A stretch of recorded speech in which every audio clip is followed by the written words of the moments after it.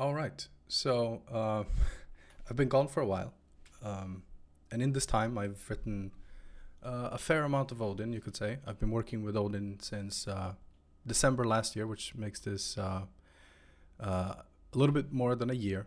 I've been writing Odin full-time plus, meaning not just full-time hours, but more than full-time hours for that year. And I've been working with a person in the community, Fast F Sharp, Matthew Cruz, on a project that I don't think I can talk too much about it, but suffice to say that that's the person I've been working with on the software that he works on, etc. In this time, I've written a few different things as the project has evolved.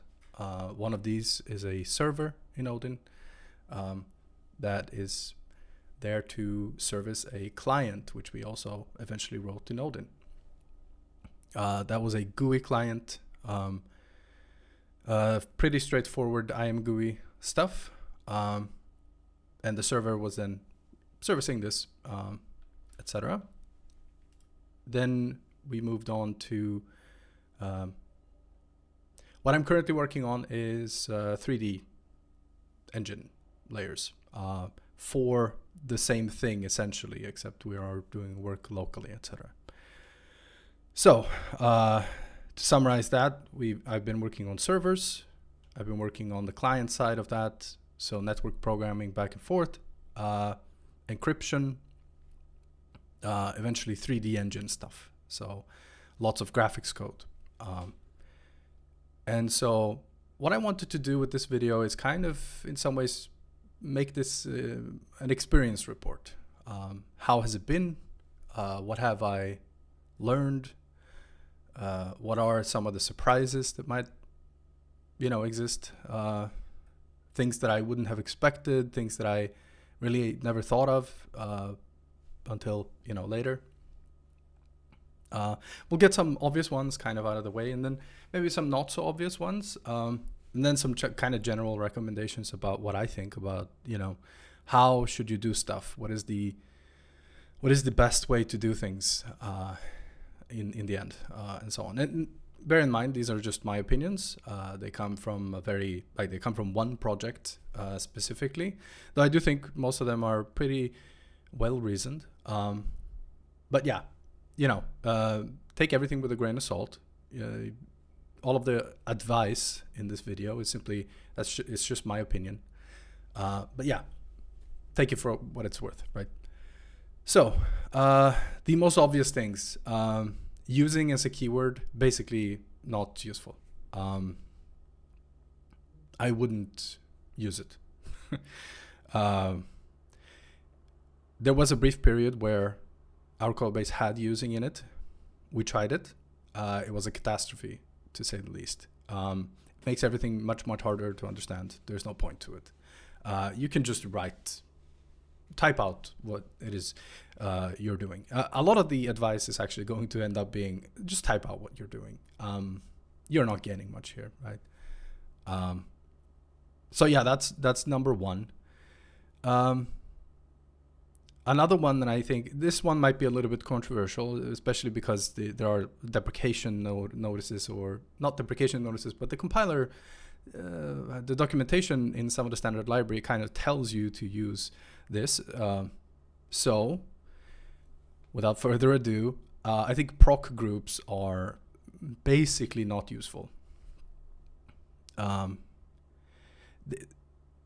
It's kind of unintuitive because the value proposition of a proc group is pretty clear.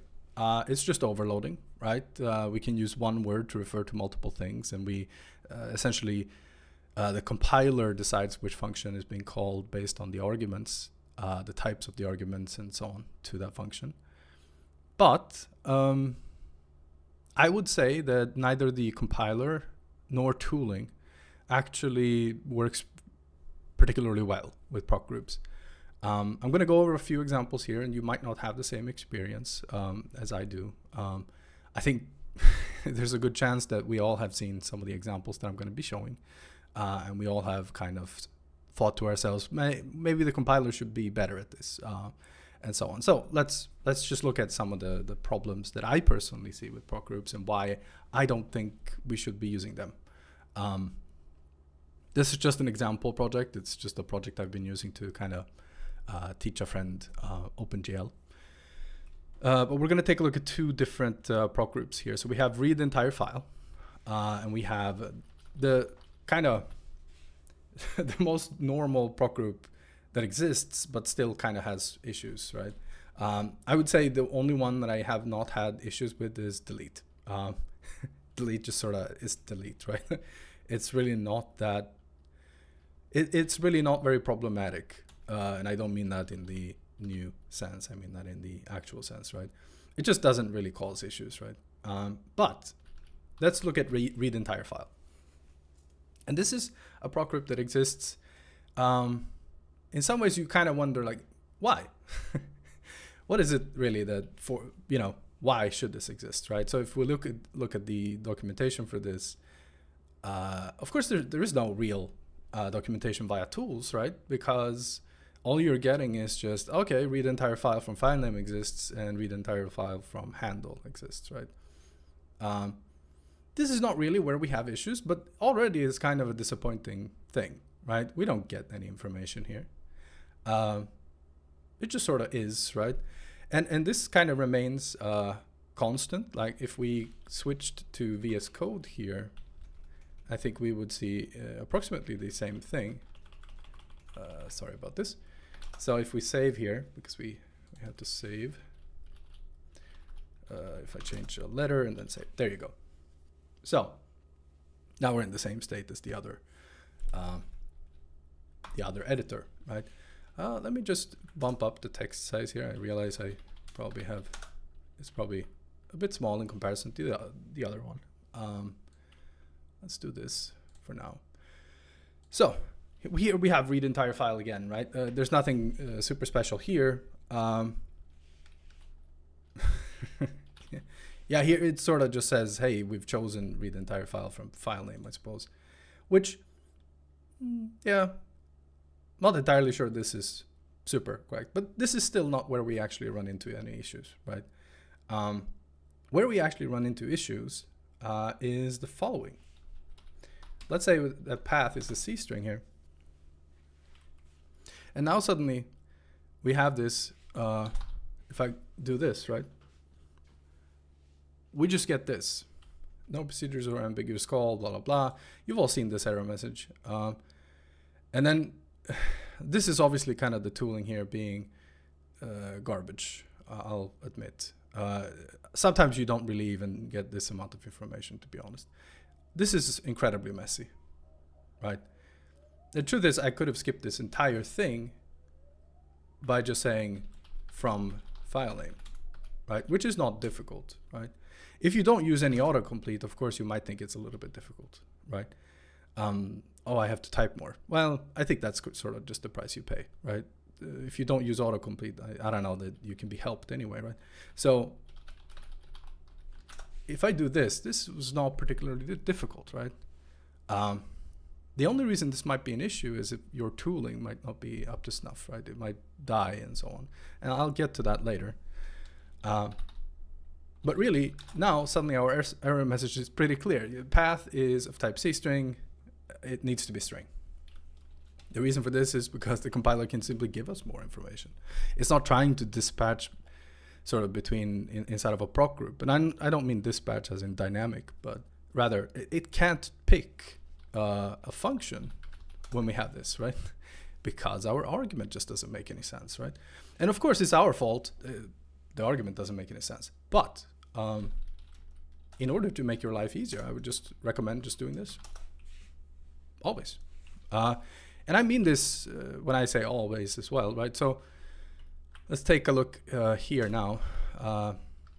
Predictably here, we now have a proper error message. And let's look briefly at what is the error message here now. Because sometimes it is better.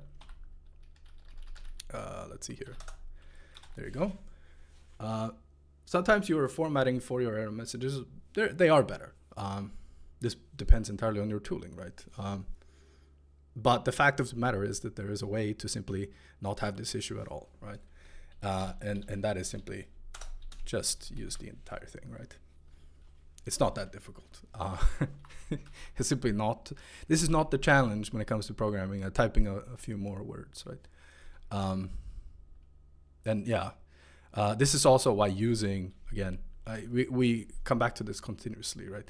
Typing a few more words, that's not the issue. It is never going to be the issue.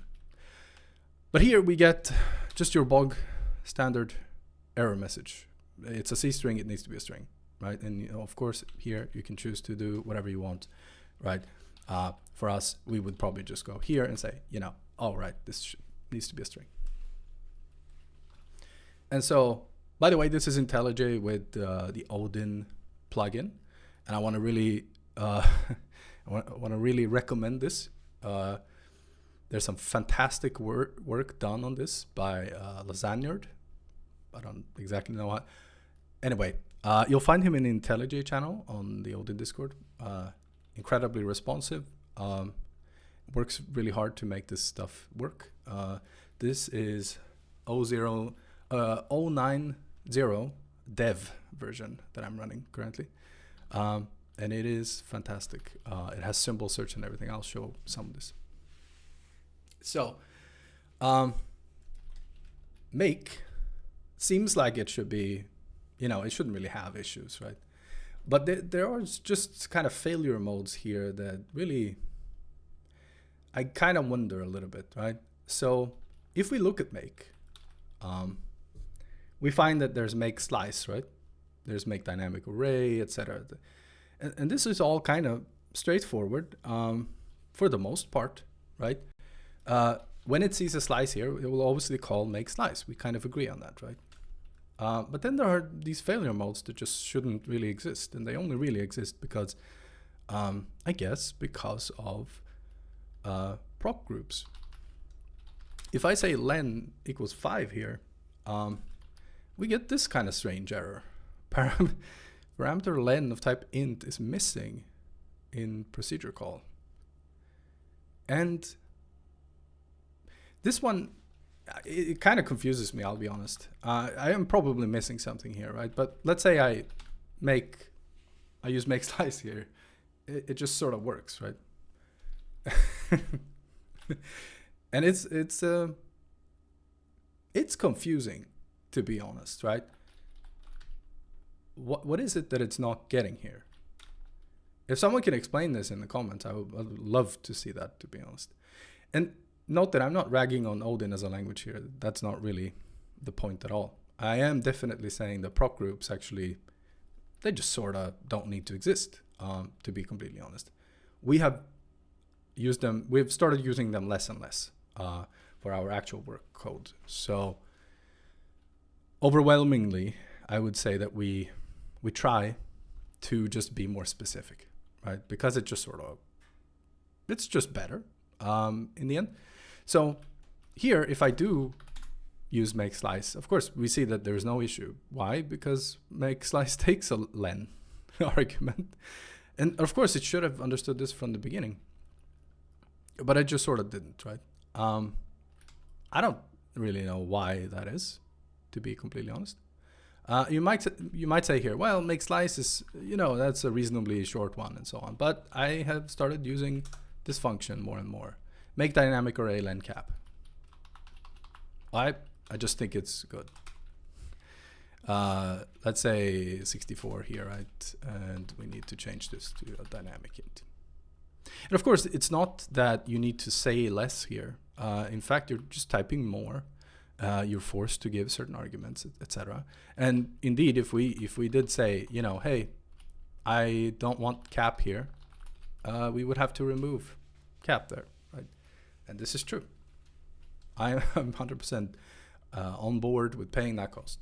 I really do not think that we are gaining a lot here, right? And if we use make dynamic array here, of course, we had to remove this argument as well. But yeah, I don't think we're gaining much from using these proc groups. Documentation says you should use them, etc. I disagree. they very, very, very often cause more problems than they actually help. Even though the value prop seems very clear, I don't think that anything else in the language has really kept up with this, right? We get bad feedback from the compiler, we get bad feedback from our tools. Everything just sort of works better when you don't use proc groups, in my opinion. You end up typing a little bit more, but that's really it, to be honest. You actually gain more clarity, I would say, in many cases. Not in the case of make, perhaps, but you gain a little bit more clarity when other proc groups are being used, right? Here we can pretty definitively say that it's using a file name. It's not using a handle. Of course, the path is pretty unambiguous, but I think at the end of the day, we just really don't need to use proc groups. Again, the exception that I just never seem to have issues with is delete. If delete has an issue, it's simply something else was causing an error to be returned somewhere or whatever, right? And that's it, right? It's not really delete that's ever the issue. But honestly, we might as well just start using specific versions here as well, right? I don't think it's really... If Odin removed proc groups, I would be fine, absolutely fine with that. I don't see any problem at all with that. So, but yeah, again, take all of this with a grain of salt, right? You might feel entirely differently, and that's fine. But yeah, so that's proc groups. In conclusion, I overwhelmingly have started moving away from using proc groups. We actually have one proc group defined in our code, and we can say pretty definitively that that proc group did not need to exist. And in fact, these don't need to exist. The make proc group doesn't need to exist. Delete doesn't need to exist. Read entire file doesn't need to exist. I have yet to see a proc group that has served a real purpose, like an actual real purpose. If you just accept that, typing a little bit more is simply not the issue, right? So yeah, that's proc groups. Related to all of this, and I have mentioned it a few times, inconsistent tooling is a big waste of energy. Again, this is IntelliJ, and I really do want to urge people to check out the IntelliJ. If you do have IntelliJ, like you have access to IntelliJ and so on, this is IntelliJ Ultimate that I'm using. If you have access to this, check out the Odin plugin made by Lasagnered on Discord. And so when it comes to tooling, right? I used to use first Vim, NeoVim, during our project. And, that sort of worked. I'll get to kind of a summary about NeoVim a little bit later. I used to also use, you may have noticed in videos, I used to also use Copilot. I do not use Copilot anymore at all. It really does not understand Odin. And I think it does not help at all in the long run.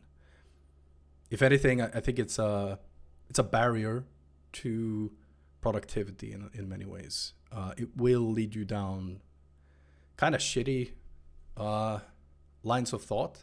So if you're currently kind of using Odin with sort of this tab complete and then change stuff, I think you can actually gain productivity by simply skipping that step and just be more aware of what you're doing. But yeah, so I used to use NeoVim, and I used this with OLS. I relied almost entirely on OLS. And there is an unfortunate dynamic that happens there. I recently-ish switched to VS Code also. And I was relying also on OLS. There's a somewhat famous joke by Mitch Hedberg, the stand-up comedian. I like an escalator, man, because an escalator can never break. It can only become stairs. But yeah, so escalators, right? When an escalator stops working, it becomes stairs, right? You can still actually get up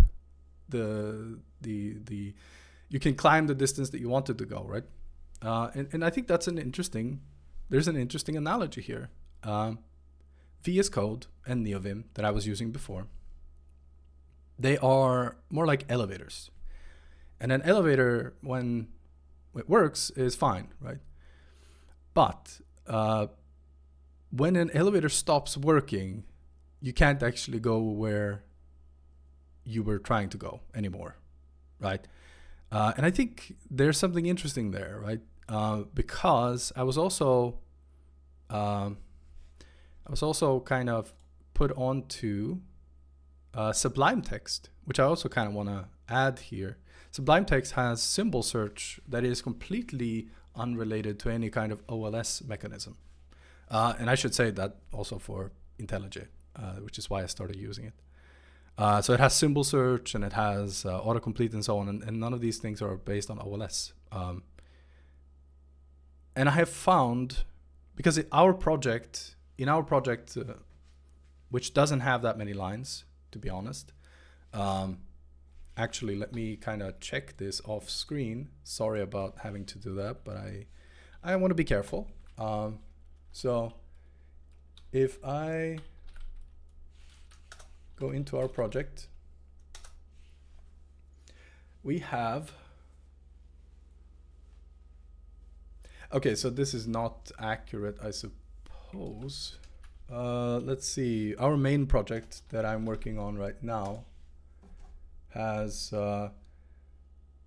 16,000 lines of Odin. That does not seem correct, maybe.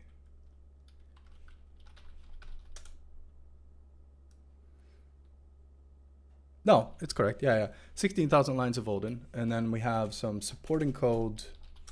Our actual library is 10,000 or 11,000.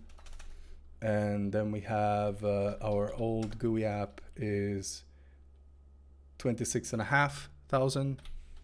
And then we have, let's see here. Yeah, those are it. And then we have the server code, which was about 1,000. Right, so what we're looking at approximately is, let's see, 16 plus 13 plus 11 plus 26.5, right? So it's not a large amount of code, really, to be honest. But OLS very regularly, and this depends on what you're working on. It depends a little bit what your setup is, I suppose. For me, it will die a few times a day, OLS. So when I'm working on the renderer, for example, our 3D stuff, in that project I have, we have 4 different rendering APIs. It's Metal, OpenGL, DirectX 12, and Vulkan. Working on any single one of those, I'll have 2 or 3 crashes in OLS per day, which require restarting the editor in the case of VS Code, and so on. And this gets pretty tedious. When stuff stops working, VS Code also does this thing where it's waiting for auto format. So it just refuses to save the file. And that takes about, I would say, let's say 8 seconds. So you're just sitting there waiting for it to take this thing here. There's a modification. This bubble here, you want that to become not a bubble, right? So when I save this file, we see that, yeah, it goes away. What it will pop up here is the suggestion to skip auto formatting and so on. And you do that, and then you restart your editor, and now you can actually get to work again. And this is very tedious. And I think OLS is a fantastic project, I do. But the truth is we cannot really use it productively necessarily, right? This is why I have started looking at everything else, right? I was briefly looking into Sublime Text, and I think it's probably a good choice. Karl Zielinski is using Sublime Text. He could probably tell you more. In fact, he's made a video very recently on this. But I would like to argue for IntelliJ, primarily because while it's possible that that fails, it has yet to fail on our actual project in any meaningful capacity. While that is perhaps the case, right? A lot of it is using simply disparate kind of code paths and so on. We are not relying on one monolith of a program to do any single one thing in that setup, right?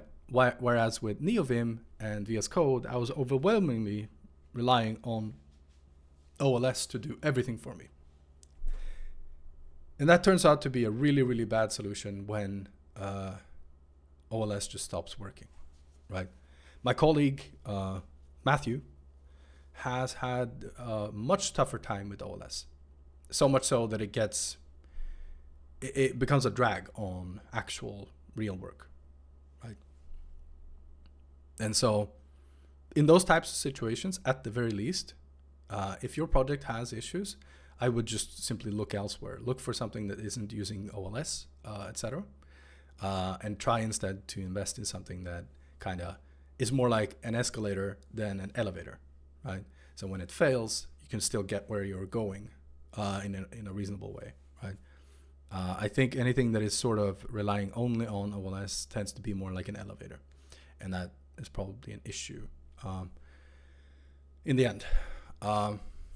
So, yeah, I would say inconsistent tooling takes a lot of energy, and I really do think that it is worth looking into simply not using something like VS Code. If you do use IntelliJ, you'll also get access to a much, much better Vim mode than you have in VS Code. So for me, the switch was when I realized how good the actual Odin plugin was at this point in time in IntelliJ, the switch was simple, to be honest. It was a very simple choice to make. I spend pretty much my entire day working on code, right? So yeah, having that be a more reasonable experience overall, etc., and having a sort of neat way to do everything in, and having autocomplete that doesn't break all of a sudden necessarily, having access to all of these things, and actually good search, also good text search that it works reliably, because the VS Code one tends to not do that. It was a simple choice to make, to be honest, and I think it was good. So yeah, that's it for kind of editors and advice about tooling and so on. I would just urge you to look at what's out there. You might actually find that there's stuff that's better. One of the reasons I chose IntelliJ is also because it has built-in debugging and so on, which I love. And we're going to get to that a little bit later. So what are some other things? I want to preface this by saying that I genuinely do believe the code base that I work on is the best code base I have ever worked on over time. It seems to handle everything we throw at it. And there's a vast difference between how gracefully it has aged. Pieces of code that haven't been looked at for quite some time, and then they have to be looked at. It's the best in this regard. Code we work on a lot and we have to change a lot. I have never worked on code that was as malleable as the one we have for our project, and so on. So it is the code base I've worked on that has aged the best over time, for sure, in basically every metric, except maybe lines of code, actually. We do not optimize for lines of code. What we do actually, and I'll tie two things together here because they are sort of related. We optimize for debuggability. We've kind of joked that we do debugging-oriented programming. And this is mostly that there are a few things that go into this, right? So one is we avoid libraries. And this is sort of a general cognitive kind of help as well, I will say. It keeps simplicity. Simplicity at the forefront of everything we do. We don't use a library unless we have to, and have to there is essentially if it is something we cannot accomplish. Yep, that's it. Then we use a library, right? If it's something that we can't accomplish in any reasonable time frame, we will use a library, right? So there are some libraries that have to do with the core competency, core value prop that are used in certain code paths only, because they're very slow, as libraries tend to be. And yeah, there are some libraries that I am much more predisposed to using. So we use STBI, right? When something is in the vendor section of Odin, we don't feel as bad about using it. But there have been several things in there that we stopped using, right? We had a very strange bug with DirectX 12 and GLFW. It only presented itself on certain computers. There was no real explanation to what was happening. Validation layer didn't say anything about it. The solution was simply to get rid of GLFW, which is fine. It's better to use Win32 anyway, overwhelmingly. We avoid GLFW in general because it is simply not a problem that it's worth giving away to our library, basically. We can do it ourselves, it's fine. Where ourselves, of course, is using the Win32 library, right? So I'm not pretending here that we've written this somehow from some kind of mythical scratch where we don't use Windows API or something. Of course we do, because that's just how you set up a window on Windows, right? So those kinds of things are not worth delegating to a library, right? There are some other kind of things where we have not a subsystem, it's just a program that we use to generate code. We use code generation, and you might be thinking like, oh, what cool compiler facilities are you using for this? Or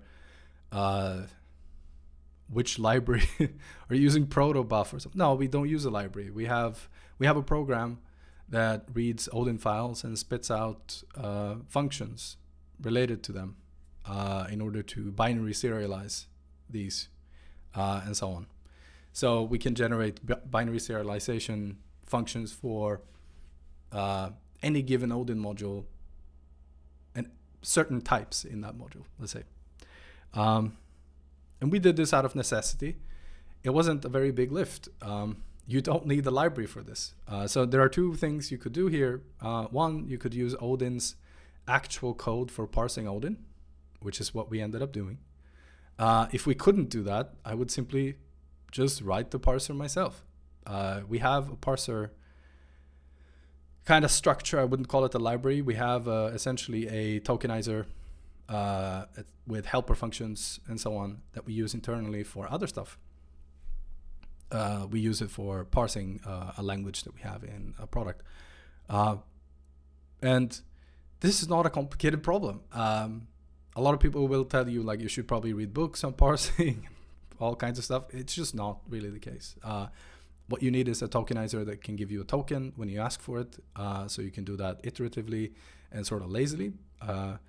It can give you errors when certain expectations you expressed in your, expect calls is what we call them, were not met, right? If you expect an int, and only an int, if it gives you a string, that's an error. So now you know you have a parsing error somewhere. You can deliver that to the user, etc., or whatever is calling that code. A tokenizer is a fairly simple, straightforward thing. It just says, hey, I'm going to look at the next token. I'm going to read as much as I need in order to deliver a token, etc. You have a tagged union of tokens. Those are the ones you give back. A parser on top of that is just saying, hey, I want the next token, and then have some logic as to what I'm expecting. That's really it. And when I say that's really it, you might be thinking like that's like saying draw the rest of the owl. But it is really as straightforward as you imagine. because it turns out when you write the simplest thing that could possibly work, a lot of the time it just sort of works, and it's fairly straightforward. You end up with simple code. And that, if there is any overarching principle in terms of writing code that I would say that we use, it is just write the simplest thing that could possibly work. So what we have ended up with is essentially a bunch of those types of solutions. And this particular tool runs incredibly fast over all of the code that it needs to. If I execute it right now, let's see if we can. I'm going to do that off screen, which again, I'm sorry for doing. I'm going to force it, in fact, so we can see the actual numbers. It runs in 4 milliseconds on everything that we needed to run on. It generates code for 141 type definitions. This is something that needs to be done basically when a change is made. So the fact that it does run in 4 milliseconds is obviously ridiculous. It doesn't need to run that fast. But this is a kind of usually what you end up with when you use simple, straightforward things. And you do this over and over. And most of your systems are built like that. Most of our code has this kind of attribute where it turns out the simplest thing that could possibly work also tends to perform pretty well. We of course do actually optimize things when we need to, but overwhelmingly I would say that most of the code kind of tends towards this, and that is also what has given us this, at least me, this feeling of this is the best code base I have ever worked on for that reason, right? Overwhelmingly, I think that it is because we think like this, and because we don't do things just for the fun of it, or rather, we don't necessarily future-proof stuff either. We handle the problem that needs to be solved, right? And of course, there are scenarios where you can foresee, or you happen to know that yes, there is a feature request coming up, or that will be coming up, etc., that will require certain things. So we bake those in. You are solving the problem that will exist because you do know that it will exist. That is a huge difference. There are a lot of scenarios where languages and so on will kind of solve problems for you that you didn't really even have. And the price you pay for a lot of those solutions are problems with things that you shouldn't be having issues with, right? Let's not go too deep into that, but yeah. I would say when you try to solve problems you're not having, you are bound to create problems you didn't really want, right? So that is something that we are firmly on kind of one side of that balance, right? We are definitely much more inclined to simply make the solution that we need. That is also what allows us to not use libraries. We don't see, oh, this library solves this and this and this and this, where 2 of those things are things we actually need and 4 of them sound good. We are more likely to implement a thing that solves those 2 things that we needed, which is more possible because we simply solve the problem we have, right? So I think that as an overarching kind of policy has worked out really well. I would say definitely just work like that. And of course, a lot of you are probably working like that already. You can probably just ignore what I'm saying. But yeah, here's another vote for that working, at the very least. So I was talking about debugging-oriented programming, right? And I'm not going to make that a thing. I'm not going to start writing books about this.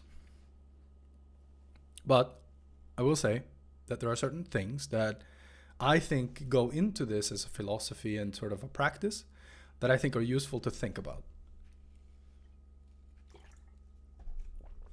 So, there are 2 aspects to this that I think are important to talk about.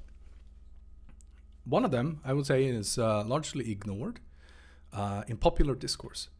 Of course, in certain pockets of the internet and programming culture, it's very important and people do it a lot. Those people would not need to talk about this, right? I'm going to talk about the most obvious one first, the one that most people talk about and claim that they have solutions to and so on. And I'm not going to necessarily claim to have a solution here, but I will say that the things we are doing seem to be working really well for this, right? And not necessarily yeah, I'll get to it, right? So why are things happening or not happening? The why, right? We make this easier by using the simplest constructs in Odin that we can. It's basically just procedural code, basic control flow. We're just using for loops, while loops, whatever, right? These are for loops, of course, in Odin. We're using the simplest things that we possibly could. We're using switches and ifs, fors, etc. There's really not much to it. There's not a single point in our code base, which was something like 50k lines or something, not massive, but there's not a single point in that code base that uses any kind of dynamic dispatch, as in a function pointer that has been set at runtime inside of an object so that we can get this dynamic feel, right? We don't use any kind of thing that resembles inheritance. I, of course, have a video on this. I can tell you that it's not useful knowledge at all in our code base. Working on you cannot work on a single system and have use of that knowledge in our code base. And that's not because we try to avoid this, it's simply because it's not useful. For what we're doing, it's simply never actually the solution.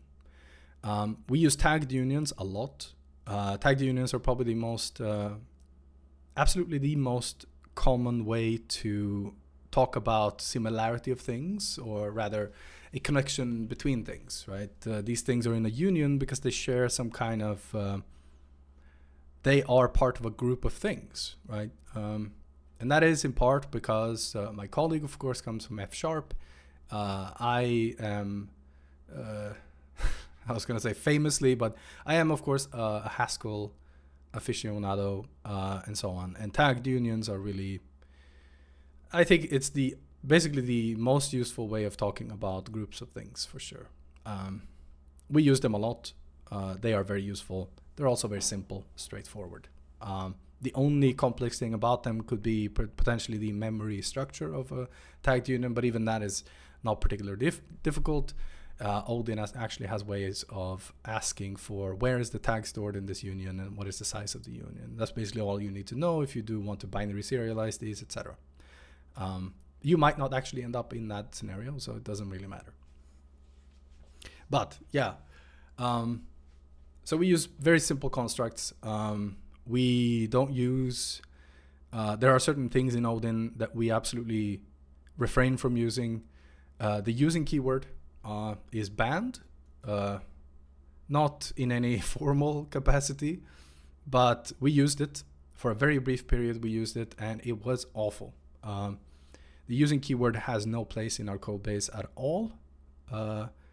We have one single function that uses defer in or defer out. I don't remember which one it is.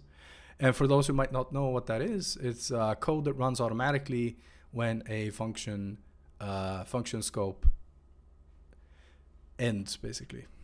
And so you'll have to look at the actual documentation of a function to understand what's going to happen when that thing is done, or rather when the scope it's called in is done, and so on. We don't really use it. It really has no place in normal code. Of course, the purpose of that code is basically for profilers and so on. So I really don't think you should be using it in normal circumstances. It's basically useless for straightforward code. And we absolutely would never allow it for just, sort of, you're going to put that in the renderer somewhere. No, you're not. So I mentioned before that we have a tool that spits out type definitions or functions for type definitions and so on, and code for binary serializing and deserializing this, right? That does not use any particular constructs, really. It uses just very straightforward stuff. And so the actual process of doing this does not require any libraries. We would never use a library for a tokenizer. It is embarrassingly simple to write a tokenizer. You should not be using libraries for it. I remember there was a colleague at some point that he was writing a parser for something in Rust, and he imported a library that had something like, I want to say 6K lines, right? And that is ridiculous. It's just a tokenizer. I'm sorry, you don't need 6,000 lines to do that. I don't know what the fuck is happening. You might be arguing like, oh, that could have solved the problem of world peace and world hunger. Absolutely, it could have. In 6,000 lines, I would expect it to do that and do my taxes. So I think people just need to kind of get over stuff. If you're overusing libraries and so on, you're just going to create problems for yourself. I told you the story about GLFW, but I can tell you that we will very likely be writing our own IMGUI library instead of using dear IMGUI in the future as well. This is because IMGUI just simply doesn't work like we want it to, and so on. And this is not a terribly difficult prospect, to be completely honest. It is really not that complicated. There are certain features I would say in IMGUI that I will not want to actually implement, right? I am not super enthused about the automatic cool docking and all of these things like pulling a viewport out of the main window, etc., and stuff like this. I probably will not want to implement some of these things, right? The question is, do I have to? Are we using those?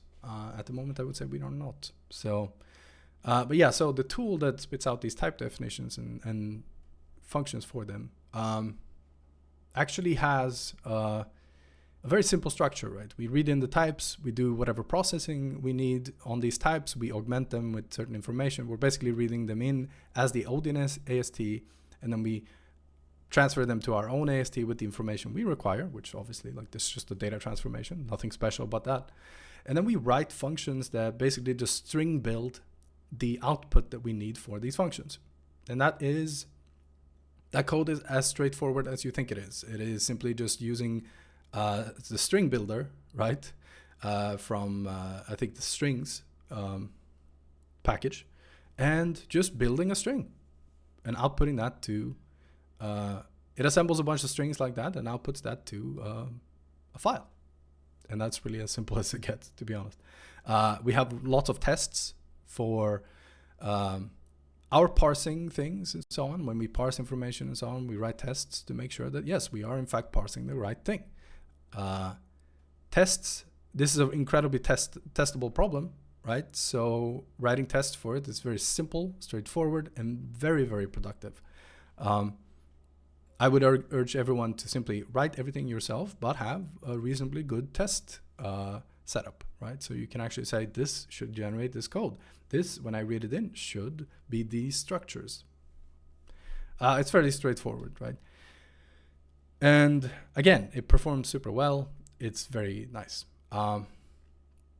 There's one aspect of debugging-oriented programming that I kind of want to talk about, and I would want to urge people in general. It's not because of some kind of like, hey, I think we should save the world by doing this. You can just make your life better, to be honest. It's the how are things happening or not happening, right? That is an aspect that I think is largely not talked about so much. And of course, like, there are aspects, or there are corners of the programming community that pretend that debugging is somehow an ugly practice and you shouldn't be doing it because it makes you a bad programmer, or it shows that you're a bad programmer, etc. All of that is obviously bullshit.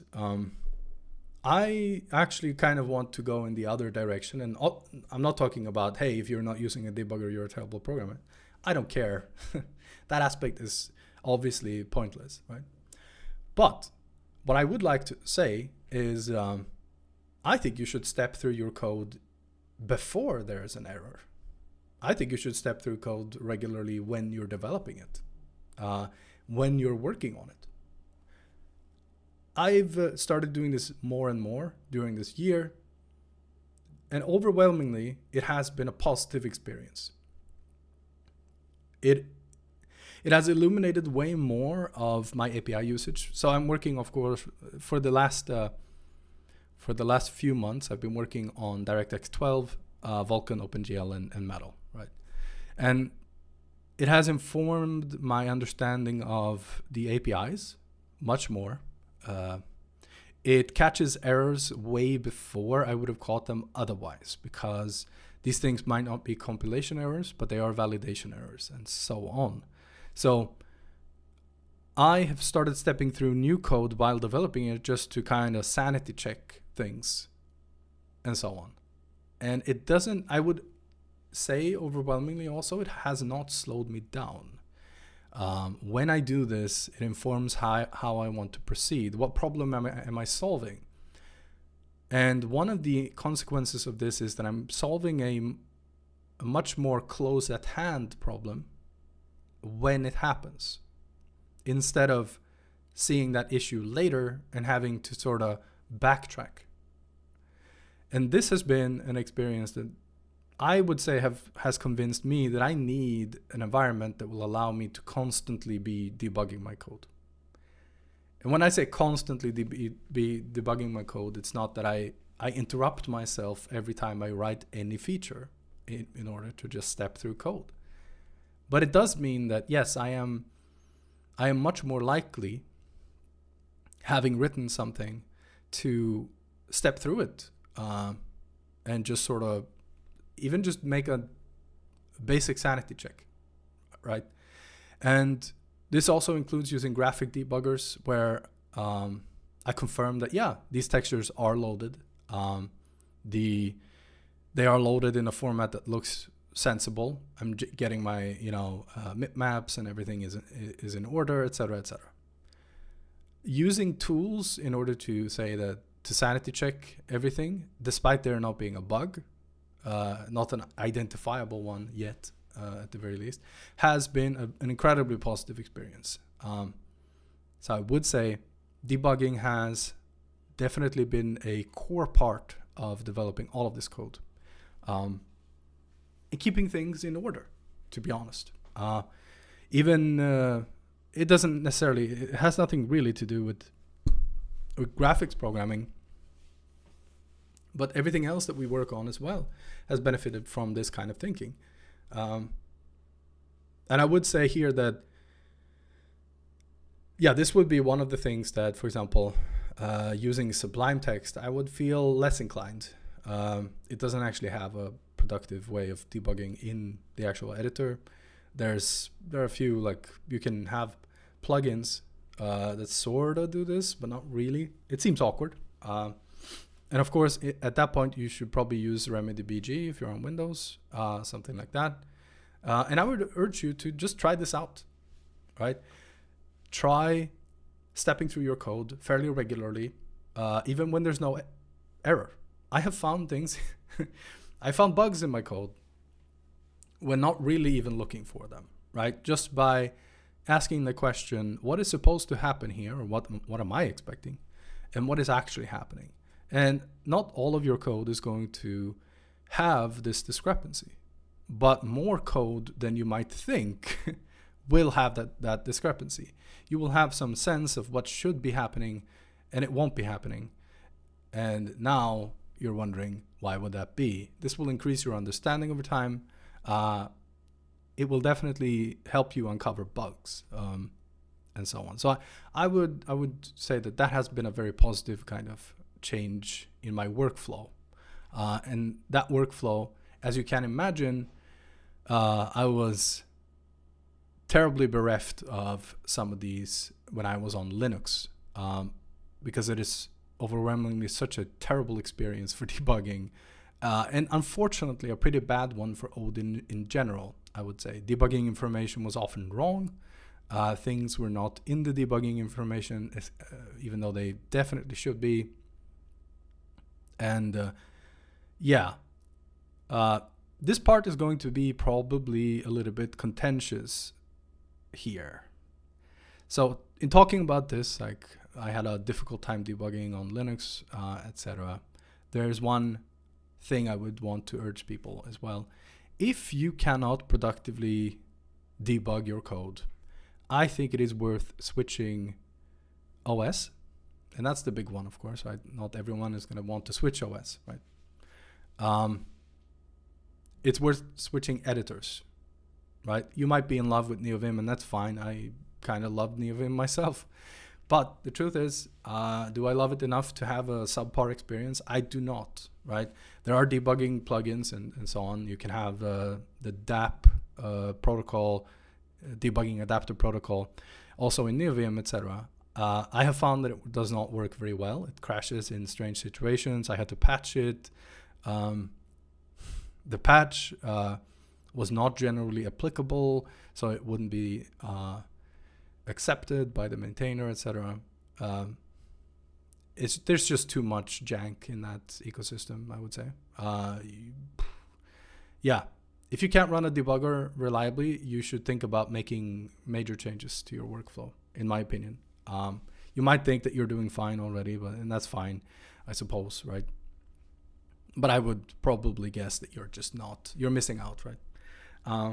And that's very difficult to kind of just accept, of course. Right? I'm not saying that that's easy to hear that, oh, you're doing probably a worse job than you should be doing because you can't debug your stuff. I think it's the case, though. It's not super controversial. In terms of OS choices, switching to Windows was a really, really good experience. I was running Linux at the start of this project and so on. And that kind of makes sense. It made sense when I was working on our server, right? The truth is, of course, I could work on that server in WSL. We deployed, or we do deploy on Ubuntu, right? So you can just use WSL in Windows. But yeah, switching to Windows has made everything a lot easier, I would say. The debugging information is better. Everything kind of is better supported on Windows when it comes to Odin. You will not run into as many jank corners that just simply don't work, or there's syscalls that aren't implemented, etc. I had to implement several networking things, fix problems in DNS resolution. There's still tons of stuff to do on the Linux side of sockets, by the way, in the Odin core libraries. Yeah, I would say you will have way less of that kind of stuff in Windows, right? And of course, if you're working on server software, no, you're not going to do that in Windows. Windows is just not what you use, right? But you can just use WSL and then have a Linux server, right? But yeah, for the client side stuff and actually just running applications, etc., Windows has been a godsend. I don't particularly like Windows, but it is, if I had to rank the operating systems for writing native code in general, I would say Windows is number one. And a very, very distant second, very, very distant, probably far enough to be on place number 4 is Linux. It is mostly a terrible experience in most aspects of it, I would say. The entire ecosystem is, of course, based on the absolute bullshit of shared libraries being, there's system shared libraries and so on. Absolute nonsense as an ecosystem. I've never liked that. It is just so nice to not have that in general. But also,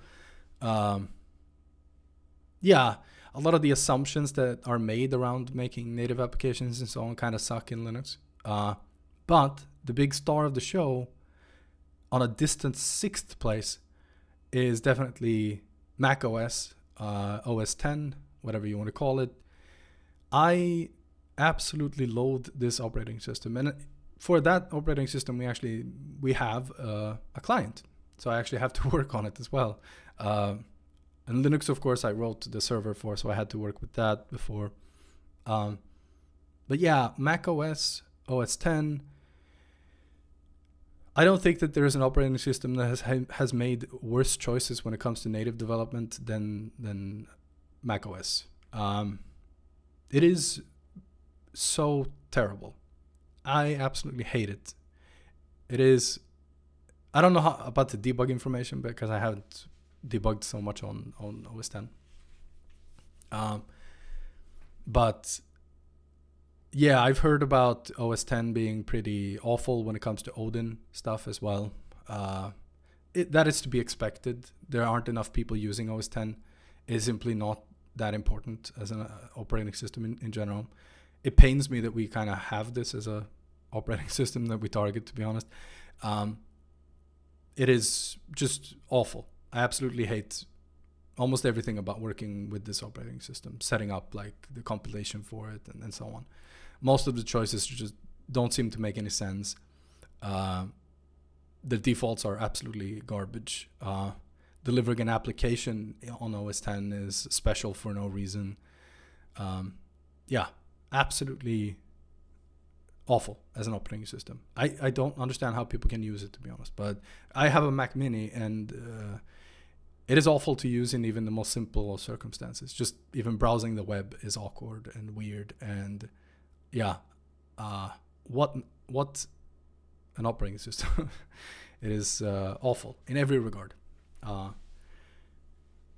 It has the best graphics API. That's the only thing I'll say. Metal is a fantastic API. I wish we could have it on Windows.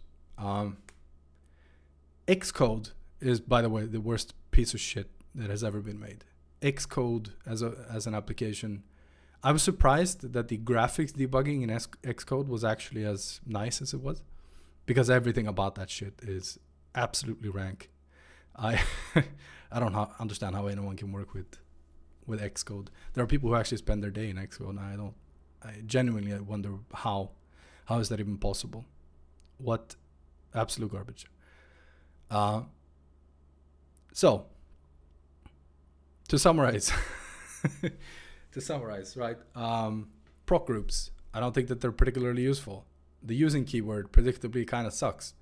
It is awful. We had issues with bad tooling. Not bad tooling, but inconsistent tooling, right? I have then switched over to using things that are more like escalators. When they break, you still can get where you need to go. They keep some of the functionality that they had. When you use VS Code or Helix or NeoVim and you rely solely on OLS, then you in fact are using an elevator. When that stuff breaks, you have nothing anymore, basically, is what I would say. I think that's probably not the correct way to go about things. I would definitely urge people to look into IntelliJ with the Odin library, Odin extension rather, plugin, sorry. We don't use libraries very much. We try to avoid it. We try to remove libraries as much as we can. And as much as we can, of course, is doing a lot of lifting, heavy lifting in that sentence. It means that when we can implement something ourselves, we will do it. If we cannot right now, we will plan to do it. We have plans to basically replace the vast majority of the libraries that we do use. We don't use that many. So I would say that has helped us a lot. We understand the vast majority of our code, vast majority of our code. I don't think that would be the case if we used libraries. We do something you could call in some way debugging-oriented programming. We try to write the absolute simplest thing that could possibly work. Not using libraries is doing a lot of work there as well. We use very simple constructs. This means avoiding the more exotic parts of Odin. We don't use funky dynamic dispatch. We use fairly straightforward things like tagged unions, normal structs, of course, ifs, type switches, normal switches, etc. You will not find anything in our code base that you haven't seen before. And you might think, well, that's how you're not very you're not very complex programmers. This is true. We know that we're dumb, and that's how we write code. It's fantastic. I love it.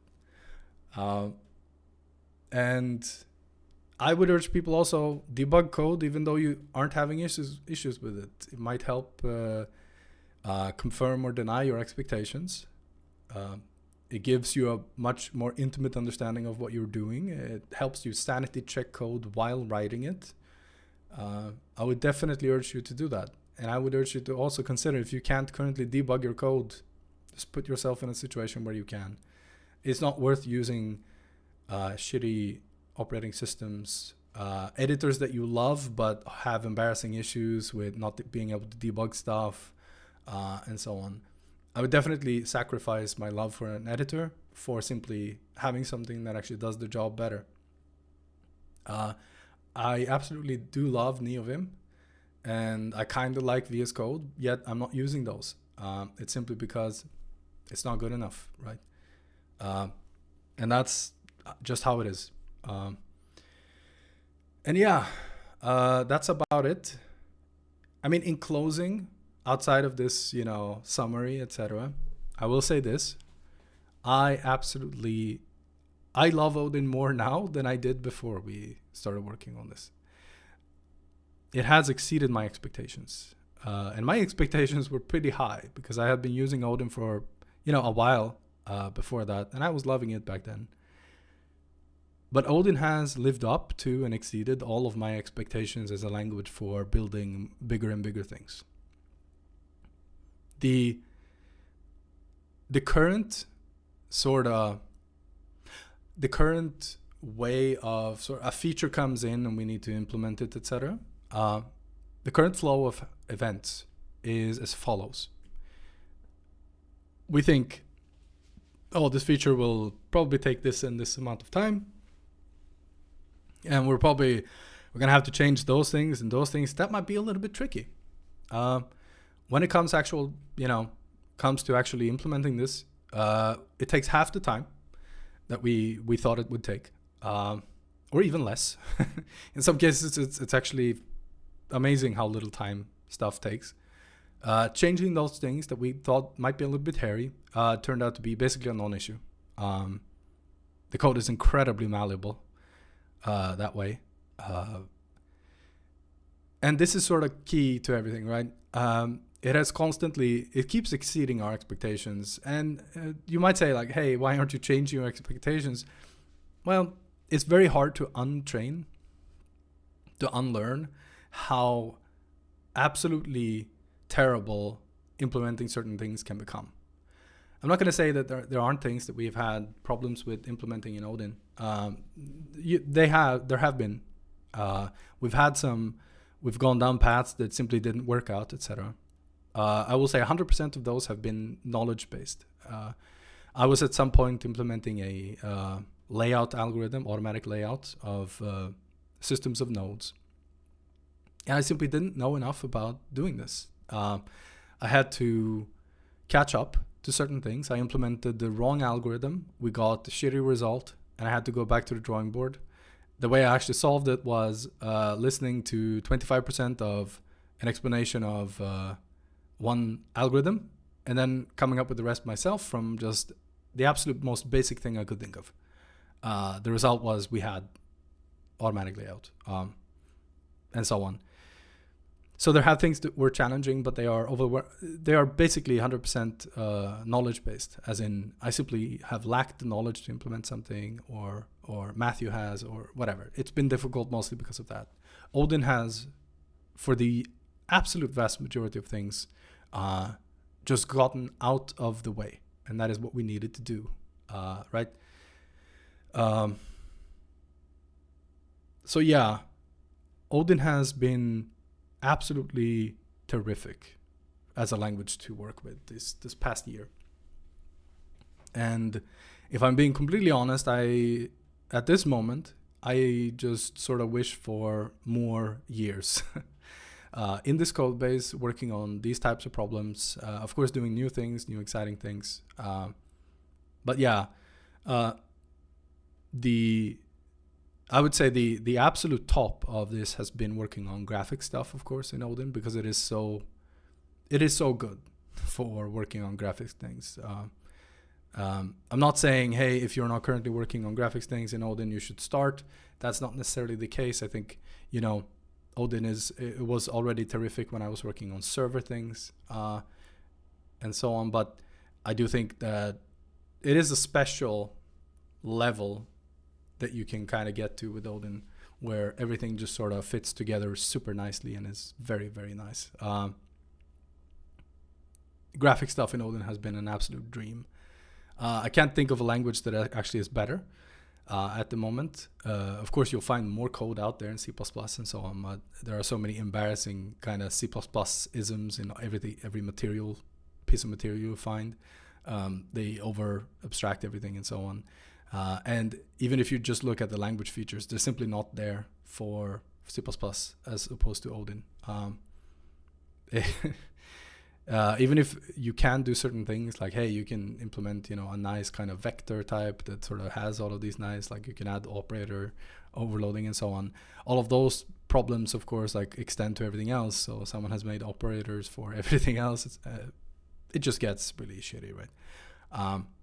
And Odin has the correct things for graphics programming because obviously it's been designed to some degree with those things in mind. And this just turns into a beautiful experience. But yeah, so overall, Odin has been awesome this past year. And I would say you're probably going to see some videos soon-ish. It kind of depends. I'm going to be getting into graphics programming in Odin because I'm working with it now, and I am definitely in a better position to make those videos. I do want to kind of make those videos. It's sort of I would say the past 5 months, I have been thinking about making videos, but there's always something that sort of drags me away from doing it. Usually it's reading comments on some of my videos. It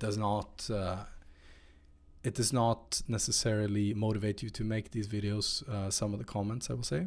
But yeah, I think I'll be making some videos on graphics programming in Odin, maybe talking a little bit more generally about just renderers and so on. I don't think we'll focus necessarily on any given API and so on, because ultimately they're not that interesting individually.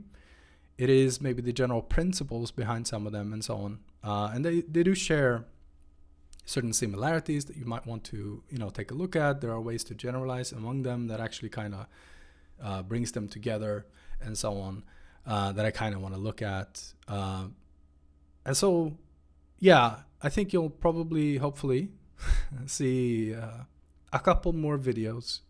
At least we might do a graphics programming series and so on. I'm hoping. I'm not going to promise anything because, stuff like this falls apart sometimes. But yeah, that's it. If you have any questions about Odin sort of in practice, I would love to have them, just post them on this video. As long as they're honest, reasonable questions, obviously I'll answer. If you've come here mostly to shit on Odin or talk about why aren't you using C++ or some garbage like that, I'm sorry, just move along. I just don't need that shit in the comment section. Or any other language, to be honest. Just keep it about Odin, to be honest. It's so pointless talking about other stuff, and I don't want to bash on other stuff either. But, yeah.